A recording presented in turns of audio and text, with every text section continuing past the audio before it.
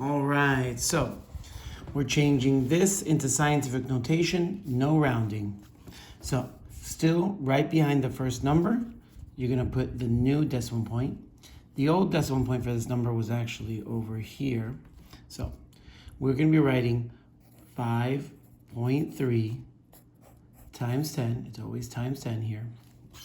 Then the exponent is going to be how many times you move this dot, 3, 4, 5, 6, 7, 8, and that's going to be an 8. Okay, so that's how you turn this into scientific notation. Now this one here, again, you're going to stop behind the first number that isn't a 0. So boom, right here. So now our new number is going to be 1.39 times 10, and then how many times did it move? 1, 2, 3, 4.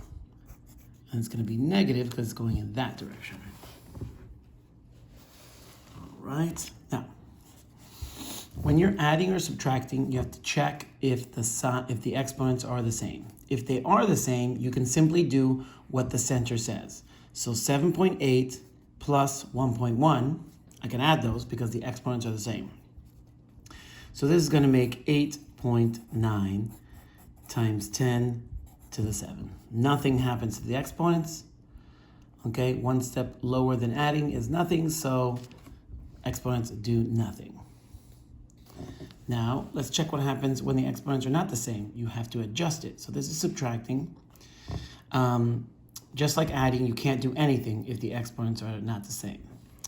So we have to adjust this. I'm going to move this decimal point over 1, causing this to be 0.4. So I moved it in that direction, causing this to be 0.4 times 10. And because I moved it 1 extra, or moving it forward, this number becomes 6.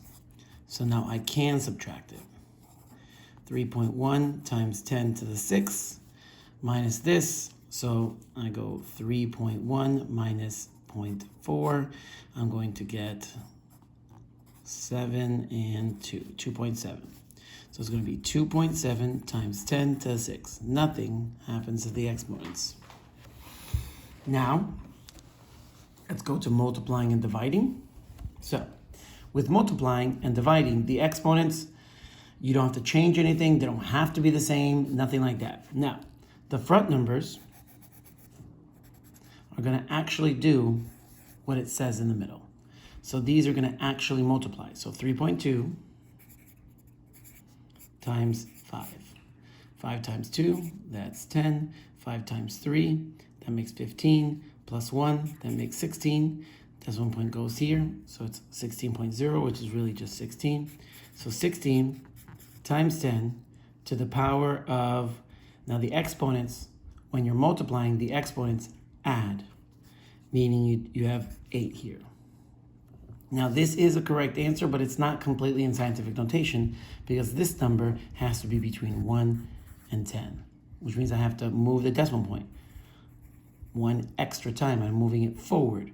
So if I move the number forward, that means that this number goes up 1. Final answer. Now, do you have to do that every single time? No, not really. Only when the number is larger than 10 or smaller than 1. You always want this final answer to end up between 1 and 10 in the front. And sometimes you have to move the dot. If I were to move it back, this number would go down. If I move it forward, the number moves up. All right, let's do this one. 7.2 times 10 to the 5 divided by 3 times 10 to the third. So 7.2 is going to divide by 3. So it's 7.2 divided by 3. That's going to be 2. 2 times 3 is 6. Leave 1, drop down to 2. Bring up the decimal points so they're lined up. 3 times 1 makes 12. That's 4. That's going to be 12. And left with 0. So 7.2 divided by 3 is 2.4. So 2.4 times 10. Now when you divide, the exponents actually subtract. So 5 minus 3, that leaves you with a 2. Anything with scientific notation has to have that times 10. Do not forget that. All right, now this one. So the exponent, okay? The exponent is going to affect the 6 like an actual exponent. So the 6 is going to be squared. So 6 squared makes 36, 6 times itself. Now, the other exponents, so an exponent with an exponent actually multiplies. So 2 times 5, I'm going to have 10 of the x. 2 times 9, I'm going to have 18 of the y. And that's my final answer. When you multiply, just like when you multiplied with the scientific notation, okay, the numbers in the front are going to multiply. So 3 times 8, that's going to make 24. x3 and x7. Now, when you're multiplying, the exponents are actually going to add. So 3 and 7 are going to make 10. Y has an imaginary 1 on top, so y and y6 is going to make y7. And you're done with that one. So when you divide, it's the last example. So when you divide, the numbers in the front are actually going to divide. So 10 divided by 5, that's going to give you 2. But the exponents are going to subtract. So 7 minus 3 leaves me with x to the 4. y3 minus 5, that's going to leave me with y to the negative 2. Now you could leave it like that, and that is a correct answer. Another option is to put everything where it belongs. And once I do, it'll turn it back into positive.